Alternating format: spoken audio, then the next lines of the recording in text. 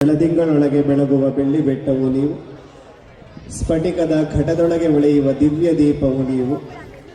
ನಿಮ್ಮ ಒಳಗೂ ಬೆಳಗು, ನಿಮ್ಮ ಹೊರಗೂ ಬೆಳಗು, ಮುಟ್ಟುವಡೆ ಕೈಗೆ ಸಿಲುಕದು, ಚಿಂತಿಸಿದೊಡೆ ಮನಕ್ಕೆ ನಿಲುಕದು.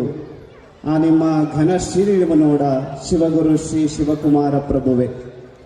ಬಸವಾದಿ ಪ್ರಮದರನ್ನ ಸಿದ್ಧಗಂಗಾ ಗುರು ಪರಂಪರೆಯನ್ನ ಭಕ್ತಿಯಿಂದ ಸ್ಮರಿಸುತ್ತಾ, ಪ್ರಾತಸ್ಮರಣೀಯರು ಮಹಾಲಿಂಗದೊಳಗಾದ ಪರಮ ಪೂಜ್ಯ ಶ್ರೀ ಶ್ರೀ ಶಿವಕುಮಾರ ಮಹಾಶಿವಯೋಗಿಗಳವರ ಸರ್ವಾಂಗಲಿಂಗ ಚೇತನವನ್ನು ನೆನೆದು, ಮಾತೃಹೃದಯಗಳು ಎನ್ನ ಮಾರ್ಗದರ್ಶಕರಾದ ಪೂಜ್ಯ ಗುರುದೇವರ ಪಾದಾರವಿಂದಗಳಿಗೆ ಸಾಷ್ಟಾಂಗ ಪ್ರಣಾಮಗಳನ್ನು ಸಲ್ಲಿಸಿ, ಈ ಒಂದು ಪವಿತ್ರವಾದಂಥ ಕಾರ್ಯಕ್ರಮದಲ್ಲಿ ನೇತೃತ್ವವನ್ನು ವಹಿಸಿರುವ ಅಥಣಿಯ ಮೋಟಗಿ ಮಠದ ಪರಮ ಪೂಜ್ಯ ಶ್ರೀ ಶ್ರೀ ಪ್ರಭು ಚನ್ನಬಸವ ಸ್ವಾಮಿಗಳವರ ಅಂತರಾತ್ಮಕ್ಕೆ ಶರಣಾರ್ಥಿಗಳನ್ನು ಕೋರಿ, ವೇದಿಕೆ ಮೇಲೆ ಇರ್ತಕ್ಕಂಥ ಎಲ್ಲ ಗಣ್ಯರೇ, ವೇದಿಕೆ ಮುಂದೆ ಆಸೀನರಾಗಿರ್ತಕ್ಕಂಥ ಎಲ್ಲ ಶರಣ ಬಾಂಧವರೇ, ಮಾತೆಯರೇ, ಮಕ್ಕಳೇ, ನಿಮ್ಮೆಲ್ಲರ ಅಂತರಾತ್ಮಕ್ಕೆ ಶರಣಾರ್ಥಿಗಳು. ನಾವು ಇವತ್ತು ಈ ಜಗತ್ತು ಕಂಡಂಥ ಮೂರು ಮಹಾಚೇತನ ಶಕ್ತಿಗಳಾಗಿದ್ದಂಥವರನ್ನು ನಾವು ಸ್ಮರಣೆಯನ್ನು ಮಾಡಿಕೊಳ್ಳುವಂಥ ಅತ್ಯಂತ ಪವಿತ್ರವಾದಂಥ ಕಾರ್ಯಕ್ರಮದಲ್ಲಿ ಆಸೀನರಾಗಿರುವಂಥದ್ದು ನಿಜಕ್ಕೂ ಸಂತೋಷವನ್ನು ಉಂಟು ಮಾಡ್ತಾ ಇದೆ. ಈಗಾಗಲೇ ವೇದಿಕೆ ಮೇಲೆ ಇರ್ತಕ್ಕಂಥ ಮೋಟಗಿ ಮಠದ ಶ್ರೀಗಳವರನ್ನು ಒಳಗೊಂಡು ಅನೇಕ ಗಣ್ಯರು ಈ ಕಾರ್ಯಕ್ರಮದ ಔಚಿತ್ಯವನ್ನು ಕುರಿತು ಸಾಕಷ್ಟು ವಿಚಾರಗಳನ್ನು ನಿಮಗೆ ತಿಳಿಸುವಂಥ ಕೆಲಸವನ್ನು ಮಾಡಿದ್ದಾರೆ. ಅದರಲ್ಲೂ ವಿಶೇಷವಾಗಿ ಈ ಭಾಗದ ಜನಪ್ರಿಯ ಶಾಸಕರಾಗಿರ್ತಕ್ಕಂಥ ಮುನಿರಾಜ್ರವರು ಮಾತನಾಡಿದಂಥ ಒಂದು ಮಾತು ಎಲ್ಲರ ಗಮನವನ್ನು ಸೆಳೆಯುವಂಥದ್ದು. ಅವರು ಮಾತನಾಡುವಂಥ ಸಂದರ್ಭದಲ್ಲಿ ಒಂದು ಮಾತನ್ನು ಹೇಳಿದಂಥದ್ದು, ಜಗತ್ತಿನಲ್ಲಿ ಭರತಖಂಡಕ್ಕೆ ಒಂದು ವಿಶೇಷವಾಗಿರ್ತಕ್ಕಂಥ ಸ್ಥಾನಮಾನ ಇದೆ ಅಂತಕ್ಕಂಥ ಮಾತನ್ನು ಹೇಳಿದಂಥವ್ರು. ಈ ಮಾತನ್ನು ನಾವು ಆಲೋಚನೆಯನ್ನು ಮಾಡಿದಾಗ, ಜಗತ್ತಿನಲ್ಲಿ ಭರತಖಂಡಕ್ಕೆ ಯಾವ ದೃಷ್ಟಿಕೋನದಿಂದ ಮಹತ್ತರವಾಗಿದೆ ಸ್ಥಾನಮಾನ ಸಿಕ್ಕಿದೆ ಅಂತ ನಾವೆಲ್ಲ ಆಲೋಚನೆ ಮಾಡಿದಾಗ, ನಮ್ಮಲ್ಲಿರುವಂತಹ ಅಪಾರವಾಗಿರ್ತಕ್ಕಂಥ ಸಂಪತ್ತಿನಿಂದ ಜಗತ್ತಿನಲ್ಲಿ ನಮಗೆ ಮನ್ನಣೆ ದೊರಕಿಲ್ಲ. ನಮ್ಮಲ್ಲಿರುವಂತಹ ಭೂಪ್ರದೇಶದಿಂದ ನಮಗೆ ಮನ್ನಣೆ ದೊರಕುವುದಕ್ಕೆ ಸಾಧ್ಯ ಆಗಿಲ್ಲ. ನಮ್ಮಲ್ಲಿರುವಂತಹ ಜನಸಂಖ್ಯೆಯ ಕಾರಣದಿಂದಲೂ ಸಹ ಇಡೀ ಜಗತ್ತಿನಲ್ಲಿ ಭರತಖಂಡಕ್ಕೆ ವಿಶ್ವಮಾನ್ಯ ಸ್ಥಾನಮಾನ ಸಿಕ್ಕಿರೋದಂತೂ ಸಾಧ್ಯವೇ ಇಲ್ಲ. ಮತ್ತಾವ ಕಾರಣದಿಂದ ಅಂತ ನಾವೆಲ್ಲ ಆಲೋಚನೆಯನ್ನು ಮಾಡಿದಾಗ ಸ್ವಾಮಿ ವಿವೇಕಾನಂದರು ಒಂದು ಮಾತನ್ನು ಹೇಳ್ತಾ ಇದ್ರು. ಅದನ್ನೇ ನಮ್ಮ ಪರಮ ಪೂಜ್ಯ ಶ್ರೀ ಶ್ರೀ ಶಿವಕುಮಾರ ಮಹಾಶಿವಯೋಗಿಗಳವರು ಅದೇ ಮಾತನ್ನು ಸದಾಕಾಲ ಇಂಥ ವೇದಿಕೆಯಲ್ಲಿ ಅದೇ ವಿಚಾರಗಳನ್ನು ಉಚ್ಚಾರಣೆ ಮಾಡ್ತಕ್ಕಂಥ ಕೆಲಸವನ್ನ ಮಾಡ್ತಾ ಇದ್ರು. ಆ ಮಾತು ಯಾವುದು ಅಂದರೆ, ಜಗತ್ತಿನಲ್ಲಿ ಇನ್ನೂ ನಾಗರಿಕತೆ, ಸಂಸ್ಕೃತಿ ಅನ್ನೋದು ಅಲ್ಲಲ್ಲಿ ಕಣ್ಣು ತೆರೆಯುತ್ತಿರುವಾಗಲೇ ಇಡೀ ಜಗತ್ತಿಗೆ ನಾಗರಿಕತೆ ಮತ್ತು ಸಂಸ್ಕೃತಿಯ ಒಂದು ದಿವ್ಯ ಅಮರ ಸಂದೇಶವನ್ನು ಕೊಟ್ಟಂಥ ಏಕೈಕ ರಾಷ್ಟ್ರ ಯಾವುದು ಅಂದರೆ ಅದು ಭರತಖಂಡ ಅಂತ ಬಹಳ ಅಭಿಮಾನದಿಂದ ನಮ್ಮ ಪೂಜ್ಯರು ಈ ಮಾತನ್ನು ಉಚ್ಚಾರಣೆಯನ್ನು ಮಾಡ್ತಾ ಇದ್ರು. ಅಷ್ಟರ ಮಟ್ಟಿಗೆ ಇಡೀ ಜಗತ್ತಿಗೆ ಸಂಸ್ಕೃತಿ ಅಂದ್ರೇನು, ಧರ್ಮ ಅಂದ್ರೇನು, ದೇವರು ಅಂತಕ್ಕಂಥದ್ದು ಬಗ್ಗೆ ಚಿಂತನೆ ಆಗಿರ್ಬೋದು, ನಾಗರಿಕತೆ ಅಂದ್ರೇನು ಅಂತ ಒಂದು ವಿಶಿಷ್ಟವಾಗಿರ್ತಕ್ಕಂಥ ಬೋಧನೆಯನ್ನು ಮಾಡಿದಂತಹ ರಾಷ್ಟ್ರ ಅದು ಭಾರತ ಅಂತಕ್ಕಂಥದ್ದು. ಅದಕ್ಕೆ ನಾವು ಭಾರತವನ್ನು ವಿಶ್ವಗುರು ಭಾರತ ಅಂತ ಬಹಳ ಅಭಿಮಾನದಿಂದ ಹೇಳ್ತೀವಿ ನಾವು. ಇದಕ್ಕೆ ಸಾಕ್ಷಿ ಏನು ಅಂತ ನಾವು ಹುಡುಕುತ್ತಾ ಹೋದರೆ ಇತಿಹಾಸದ ಪುಟಗಳಲ್ಲಿದ್ದಂತಹ ಅನೇಕ ಸಾಕ್ಷಿಗಳು ನಮ್ಮ ಕಣ್ಣು ಮುಂದೆ ಬರುವಂಥದ್ದು. ಅದಕ್ಕೆ ನಳಂದ ವಿಶ್ವವಿದ್ಯಾನಿಲಯ ಆಗಿರ್ಬೋದು, ತಕ್ಷಶಿಲಾ ವಿಶ್ವವಿದ್ಯಾನಿಲಯ ಆಗಿರ್ಬೋದು, ಇಂಥ ಪ್ರಾಚೀನ ವಿಶ್ವವಿದ್ಯಾನಿಲಯಕ್ಕೆ ಜಗತ್ತಿನ ಎಲ್ಲ ಭಾಗಗಳಿಂದ ವಿದ್ಯಾರ್ಥಿಗಳು ಬಂದು ಇಲ್ಲಿ ಅಧ್ಯಯನ ಮಾಡಿ ತಮ್ಮ ನಾಗರಿಕತೆ, ಸಂಸ್ಕೃತಿ ಅನ್ನೋದ್ರ ಬಗ್ಗೆ ವಿಶಾಲವಾಗಿರ್ತಕ್ಕಂಥ ಚಿಂತನೆಯನ್ನು ಮಾಡ್ತಾ ಇದ್ರು. ಅಷ್ಟರ ಮಟ್ಟಿಗೆ ಅಧ್ಯಾತ್ಮ, ನಾಗರಿಕತೆ, ಸಂಸ್ಕೃತಿಯನ್ನು ಬೋಧನೆಯನ್ನು ಮಾಡಿದಂಥ ರಾಷ್ಟ್ರ ಅದು ಭಾರತ ಅಂತಕ್ಕಂಥದ್ದು. ನಮಗೆಲ್ಲ ಗೊತ್ತಿರುವಂಥ ಒಂದು ಸಂಗತಿ ಅಂತಂದರೆ, ಇಂಥ ವಿಶ್ವಗುರು ಭಾರತದ ಮೇಲೆ ಸಾಕಷ್ಟು ದಾಳಿಗಳಾಯಿತು. ಪರಕೀಯರು ಸುಮಾರು ವರ್ಷಗಳ ಕಾಲ ನಮ್ಮ ಮೇಲೆ ಆಳ್ವಿಕೆಯನ್ನು ಮಾಡಿದ್ರು. ಇವರ ಆಳ್ವಿಕೆಯ ಪ್ರಭಾವ ಎಷ್ಟಿತ್ತು ಅಂತಂದರೆ ಅದು ಗಮನಾರ್ಹವಾಗಿರ್ತಕ್ಕಂಥ ಸಂಗತಿ. ಅದು ನಮ್ಮ ಸಂಸ್ಕೃತಿ ಬದಲಾವಣೆ ಆಯಿತು, ನಮ್ಮ ಭಾಷೆ ಬದಲಾವಣೆ ಆಯಿತು, ನಮ್ಮ ರಾಜಕೀಯ ವ್ಯವಸ್ಥೆ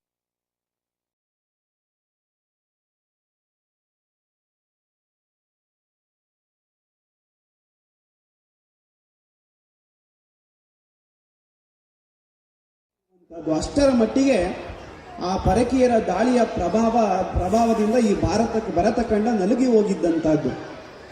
ಆದರೆ ನಾವೆಲ್ಲ ಗಮನಿಸಬೇಕಾದಂಥ ಒಂದು ಅಂಶ ಅಂದರೆ, ಎಲ್ಲ ಕ್ಷೇತ್ರಗಳು ಬದಲಾವಣೆ ಆದರೂ ಸಹ ಬದಲಾವಣೆ ಆಗದೇ ಇರೋಂಥ ಯಾವುದಾದ್ರೂ ಒಂದು ಕ್ಷೇತ್ರ ಇದ್ದರೆ ಅದು ಅಧ್ಯಾತ್ಮ ಕ್ಷೇತ್ರ ಅಂತಕ್ಕಂಥದ್ದು.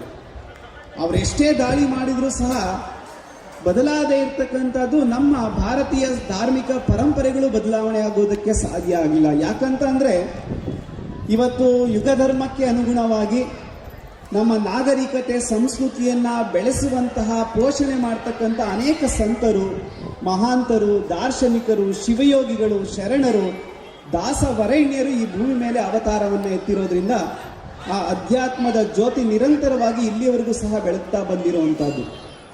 ಅಂತಹ ಅಧ್ಯಾತ್ಮ ಜ್ಯೋತಿಯನ್ನು ಬೆಳಗಿಸಿದಂಥ ಕೀರ್ತಿ ಯಾರಿಗೆ ಸಲ್ಲುತ್ತೆ ಅಂತಂದರೆ 12ನೇ ಶತಮಾನದಲ್ಲಿ ನಾವೆಲ್ಲ ಕಂಡಂತಹ ಶ್ರೇಷ್ಠ ಮಾನವತಾವಾದಿಯಾಗಿರ್ತಕ್ಕಂಥ ಜಗಜ್ಯೋತಿ ಬಸವೇಶ್ವರರಿಗೆ ಸಲ್ಲುವಂತಹದ್ದು. ಅಷ್ಟರ ಮಟ್ಟಿಗೆ ಇಡೀ ಮನುಕುಲದ ದಿಕ್ಕನ್ನ ಯುಗ ಧರ್ಮಕ್ಕೆ ಅನುಗುಣವಾಗಿ ಬದಲಾವಣೆಯನ್ನು ಮಾಡಿದಂತಹ ಯುಗ ಅಂದರೆ ಅದು 12ನೇ ಶತಮಾನ ಅಂತಕ್ಕಂಥದ್ದು. ಕುವೆಂಪುರವರು ಒಂದು ಮಾತನ್ನು ಹೇಳ್ತಾರೆ, ಈ ಬಸವಣ್ಣನವರಾಗಿರ್ಬೋದು, ಇಂತಹ ಮಹಾನ್ ದಾರ್ಶನಿಕರ ಆಗಮನ ಅದು ಸಾಮಾನ್ಯ ಆಗಮನ ಅಲ್ಲ, ಅದು ಒಂದು ಮಹಾನ್ ಚೇತನದ ಆಗಮನ, ಒಂದು ಮಹಾಶಕ್ತಿಯ ಆಗಮನ ಅಂತ ನಾವೆಲ್ಲ ಭಾವಿಸಬೇಕಾಗಿರುವಂಥದ್ದು. ಅವರು ಶ್ರೀ ರಾಮಾಯಣ ದರ್ಶನಂ ಅಂತಕ್ಕಂಥ ಒಂದು ಅದ್ಭುತವಾದಂಥ ಕೃತಿಯಲ್ಲಿ ಒಂದು ಮಾತನ್ನು ಉಲ್ಲೇಖ ಮಾಡ್ತಾರೆ. ಜನಮನದ ಶಕ್ತಿ ಮೇಣವರ ದೀಪ್ಸೆಯೇ ಮಹಾತ್ಮರಂ ನಮ್ಮಿಳೆಗೆ ತಪ್ಪುದೆಳೆ ತರ್ಪುದು ಕಣ ಅಂತಕ್ಕಂಥ ಮಾತನ್ನು ಹೇಳ್ತಾರೆ. ಮಹಾತ್ಮರ ಆಗಮನ ಇದೆಯಲ್ಲ, ಅದು ಸಾಮಾನ್ಯರ ಆಗಮನ ಅಲ್ಲ, ಅದು ಈ ನಾಡಿನ ಜನತೆಯ ಅನೇಕರ ಒಂದು ಸತ್ಸಂಕಲ್ಪದಿಂದ ಅಂತಹ ಮಹಾಶಿವಯೋಗಿಗಳವರ ಆಗಮನ ಆಗಿರುತ್ತೆ ಅಂತಕ್ಕಂಥದ್ದು. ಅದಕ್ಕೆ ಶರಣರು ಹೇಳ್ತಾರೆ, ಜಂಗಮನ ಆಗಮನ ವಸಂತದ ತಂಗಾಳಿಯಂತೆ ಅಂತಕ್ಕಂಥ ಮಾತನ್ನು. ಅಂತಹ ಒಂದು ಎಲ್ಲರ ಬದುಕಿಗೆ ತಂಪನ್ನು ಎಳೆದಂತಹ ಒಂದು ಕೀರ್ತಿ ಅದು 12ನೇ ಶತಮಾನದ ಅಣ್ಣ ಬಸವಣ್ಣವರಾದಿಯಾಗಿ ಅನೇಕ ಶರಣರಿಗೆ ಸಲ್ಲುವಂತಹದ್ದು. ನಾವೆಲ್ಲ ಬಸವಣ್ಣನವರನ್ನ ಒಬ್ಬ ವ್ಯಕ್ತಿ ಅಂತ ಭಾವಿಸ್ಕೊಂಡಿದ್ದೇವೆ. ಬಸವಣ್ಣ ಅಂದರೆ ಅದು ಒಬ್ಬ ವ್ಯಕ್ತಿ ಅಲ್ಲ, ಬಸವಣ್ಣ ಅಂದರೆ ಒಂದು ಶಕ್ತಿ ಅಂತಕ್ಕಂಥದ್ದು. ಬಸವಣ್ಣ ಅಂತಕ್ಕಂಥದ್ದು ಒಂದು ತತ್ವ ಅಂತ ನಾವೆಲ್ಲ ಭಾವಿಸ್ಬೇಕಾಗಿರುವಂತಹದ್ದು. ನಾವೆಲ್ಲ ಬಹುತೇಕರು ಬಸವಣ್ಣನವರನ್ನ ಪವಾಡ ಪುರುಷರು ಅಂತ ನಾವು ಭಾವಿಸ್ಕೊಂಡಿದ್ದೇವೆ. ಆದರೆ ಬಸವಣ್ಣವರು ಪವಾಡ ಪುರುಷರಿಗಿಂತ ಹೆಚ್ಚಾಗಿ ಪರಿಸ್ಥಿತಿಯಿಂದ ರೂಪುಗೊಂಡಂಥವ್ರು ಅವರೆಲ್ಲ. ಅವತ್ತಿನ ಸಂದರ್ಭದಲ್ಲಿ ತಾನು ಬೆಳೆದಂತಹ ಪರಿಸರದಲ್ಲಿ ಇದ್ದಂತಹ ಅಸಹಜವಾಗಿರ್ತಕ್ಕಂಥ ನಡವಳಿಕೆಗಳನ್ನು ವಿರೋಧ ಮಾಡುವಂತಹ ಪರಿಸ್ಥಿತಿಯಲ್ಲಿ ಇದ್ದಂಥವರು. ಅವತ್ತಿನ ಸಂದರ್ಭದಲ್ಲಿ ಸಾಮಾಜಿಕ ಸಮಸ್ಯೆಗಳು, ಅಷ್ಟೇ ಜ್ವಲಂತವಾಗಿರುವಂಥ ಸಮಸ್ಯೆಗಳು ನಮ್ಮನ್ನು ಕಾಡ್ತಾ ಇತ್ತು. ನಮ್ಮಲ್ಲಿ ಅಸ್ಪೃಶ್ಯತೆ ಇತ್ತು, ಗಂಡು ಹೆಣ್ಣು ಅಂತಕ್ಕಂಥ ಭೇದ ಭಾವ ಇತ್ತು, ಜಾತಿ ವೈಷಮ್ಯಗಳಿರ್ತಕ್ಕಂಥದ್ದು, ವರ್ಣ ವ್ಯವಸ್ಥೆ ಇರ್ತಕ್ಕಂಥದ್ದು, ಇಷ್ಟೊಂದು ಒಂದು ತರತಮ ಭಾವ ಇದ್ದಂತಹ ಯುಗದಲ್ಲಿ ಬಸವಣ್ಣನವರು ತಮ್ಮ ಅಧ್ಯಾತ್ಮದ ಚಿಂತನೆಯ ಮುಖೇನ ಸಮಾಜದ ದಿಕ್ಕನ್ನು ಬದಲಾಯಿಸುವಂಥ ಕೆಲಸವನ್ನು ಮಾಡಿದಂಥವರು. ಅದಕ್ಕೆ ಬಸವಣ್ಣನವರನ್ನ ನಾವು ವಿಶೇಷವಾಗಿ ಸಮಗ್ರ ಕ್ರಾಂತಿಯ ಹರಿಕಾರ ಅಂತ ಕರಿತೀವಿ. ನಾವು ಕ್ರಾಂತಿ ಅಂತಂದರೆ ಬಸವಣ್ಣವರು ಮಾಡಿದಂಥ ಕ್ರಾಂತಿ ಬೇರೆ ಬೇರೆ ಕ್ರಾಂತಿಗಳಿಗಿಂತ ಒಂದಷ್ಟು ವಿಭಿನ್ನವಾಗಿರುವಂಥದ್ದು. ಯಾವುದೇ ರಕ್ತಪಾತವಿಲ್ಲದೆ ಸಮಾಜದ ದಿಕ್ಕನ್ನು ಬದಲಾಯಿಸಿದಂಥ ಕೀರ್ತಿ ಅದು ಅಣ್ಣ ಬಸವಣ್ಣವರಿಗೆ ಸಲ್ಲುವಂಥದ್ದು. ಅದಕ್ಕೆ ಅವರನ್ನು ಶ್ರೇಷ್ಠ ಸಮಾಜೋಧಾರ್ಮಿಕ ಸುಧಾರಕರು ಅಂತಕ್ಕಂಥ ಬಹಳ ಅಭಿಮಾನದಿಂದ ನಾವೆಲ್ಲ ಅವರನ್ನು ಸ್ಮರಣೆ ಮಾಡ್ಕೊಳ್ತಕ್ಕಂಥದ್ದು. ಇವತ್ತು ನಾವು ಈ ಜಯಂತಿಯನ್ನು ಆಯೋಜನೆ ಮಾಡ್ತಕ್ಕಂಥದ್ದು, ಪೂಜ್ಯರನ್ನು ನಾವು ಸ್ಮರಣೆ ಮಾಡ್ತಕ್ಕಂಥ ಮುಖ್ಯ ಉದ್ದೇಶ ಅಂತಂದರೆ, ಅವರು ಈ ಬದುಕಿನಲ್ಲಿ ಅವರು ಈ ಮರ್ತ್ಯಲೋಕದ ಮಣಿಯವನ್ನು ಪೂರೈಸಿ ಹೋಗಬೇಕಾದ್ರೆ ಕಾಲದ ಮರಳಿನ ಮೇಲೆ ತಮ್ಮ ಹೆಜ್ಜೆ ಗುರುತುಗಳನ್ನು ಬಿಟ್ಟು ಹೋಗಿರ್ತಾರೆ. ಅದನ್ನು ಸ್ಮರಣೆ ಮಾಡುವಂಥದ್ದೇ ಇಂತಹ ಕಾರ್ಯಕ್ರಮಗಳ ಮುಖ್ಯ ಆಶಯ ಆಗಿರುವಂಥದ್ದು. ನಮ್ಮಲ್ಲಿ ಬಹಳ ಮುಖ್ಯವಾಗಿ ಮೂಡಬೇಕಾಗಿದ್ದಂಥದ್ದು ಯಾವುದು ಅಂದರೆ, ಇವತ್ತು ಬಸವ ಜಯಂತಿಯನ್ನು ಆಚರಣೆ ಮಾಡ್ತಾ ಇದ್ದೀವಿ. ಬಸವ ಪ್ರಜ್ಞೆ ನಮ್ಮಲ್ಲಿ ಮೂಡಬೇಕಾದಂಥ ಅನಿವಾರ್ಯತೆ, ಅವಶ್ಯಕತೆ ಇದೆ. ಯಾವುದು ನಿಜವಾದಂಥ ಬಸವ ಪ್ರಜ್ಞೆ? ಇವನಾರವನೆಂದೆನಿಸದೆ ಇವ ನಮ್ಮವ ಅಂತಕ್ಕಂಥ ಒಂದು ವಿಶೇಷವಾಗಿರ್ತಕ್ಕಂಥ ವಿಶ್ವ ಭ್ರಾತೃತ್ವವನ್ನು ನಾವು ಬೆಳೆಸ್ಕೊಳ್ಳುವಂಥದ್ದೇ ನಿಜವಾದಂಥ ಬಸವ ಪ್ರಜ್ಞೆ. ಕಳಬೇಡ, ಕೊಲಬೇಡ, ಉಸಿಯ ನುಡಿಯಲು ಬೇಡ, ಮುನಿಯಬೇಡ, ಅನ್ಯರಿಗೆ ಅಸಹ್ಯ ಪಡಬೇಡ. ಇಂತಹ ಸಪ್ತ ಸೂತ್ರಗಳನ್ನು ನಾವು ಅಳವಡಿಸಿಕೊಂಡಾಗ ಅದೇ ನಿಜವಾದಂತಹ ಬಸವ ಪ್ರಜ್ಞೆ ಉಂಟಾಗುವಂತಹದ್ದು. ಅಷ್ಟೇ ಅಲ್ಲ, ತನಗೆ ಮುನಿದವರಿಗೆ ತಾ ಮುನಿಯಲೇಕಯ್ಯ ಅಂತಕ್ಕಂಥ ಭಾವನೆ ಅದು ನಿಜವಾದಂಥ ಬಸವ ಪ್ರಜ್ಞೆ ಅಂತಕ್ಕಂಥದ್ದು. ಪರವಧವನ್ನ ಸಾಕ್ಷಾತ್ ಕಪಿಲ ಸಿದ್ಧ ಮಲ್ಲಿಕಾರ್ಜುನ ಅಂತಕ್ಕಂಥ ಭಾವನೆಯನ್ನ ಇಟ್ಕೊಳ್ಳುವಂಥದ್ದೇ ನಿಜವಾದಂತಹ ಬಸವ ಪ್ರಜ್ಞೆ ಅಂತಕ್ಕಂಥದ್ದು. ಕಾಯಕ ದಾಸೋಹ ನಮ್ಮ ಬದುಕಿನ ಅವಿಭಾಜ್ಯ ಅಂಗಗಳಾದಾಗ ಮಾತ್ರ ಅದು ನಿಜವಾದಂತಹ ಬಸವ ಪ್ರಜ್ಞೆ ಆಗುತ್ತೆ. ಕಾರ್ಯಕ್ರಮಗಳು ಯಾವಾಗ ಸಾರ್ಥಕ ಆಗುತ್ತೆ ಅಂತಂದ್ರೆ ಇಂತಹ ತತ್ವಗಳನ್ನು ನಮ್ಮ ಬದುಕಿನಲ್ಲಿ ಅಳವಡಿಸಿಕೊಂಡಾಗ ಮಾತ್ರ ಅದು ಸಾರ್ಥಕವಾಗುವಂಥದ್ದು. ಆ ನಿಟ್ಟಿನಲ್ಲಿ ನಾವೆಲ್ಲರೂ ಸಹ ಇವತ್ತು ಅಣ್ಣ ಬಸವಣ್ಣನವರ ಸ್ಮರಣೆಯ ದಿನದಲ್ಲಿ ನಾವೆಲ್ಲ ಅವರನ್ನ ತತ್ವ ಆದರ್ಶಗಳನ್ನೆಲ್ಲ ನಾವು ಮೈಗೂಡಿಸಿಕೊಂಡಾಗ ಮಾತ್ರ ಇದು ಸಾರ್ಥಕವಾಗಿರ್ತಕ್ಕಂಥ ಕಾರ್ಯಕ್ರಮ ಆಗುತ್ತೆ ಅಂತಕ್ಕಂಥದ್ದು.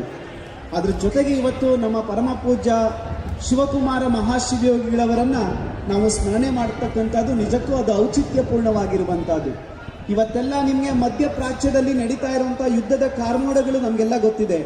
ಇವತ್ತು ಜನರೆಲ್ಲ ಆತಂಕದ ಬದುಕನ್ನು ನೆರವೇರಿಸ್ತಾ ಇದ್ದಾರೆ.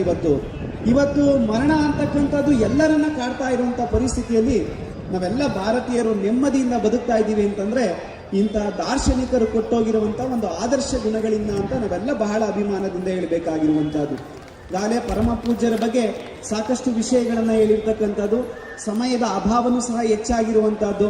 ವೇದಿಕೆ ಬಲಭಾಗದಲ್ಲಿ ಸಾಕಷ್ಟು ಈಗಾಗಲೇ ಮುಂದಿನ ಕಾರ್ಯಕ್ರಮಕ್ಕೆ ಅನುವಾಗಿರ್ತಕ್ಕಂಥ ಸಂದರ್ಭದಲ್ಲಿ ಹೆಚ್ಚು ಮಾತನಾಡುವಂತಹ ಅವಶ್ಯಕತೆ ಇಲ್ಲ ಅಂತ ನಾನು ಭಾವಿಸ್ಕೊಂಡಿದ್ದೇನೆ.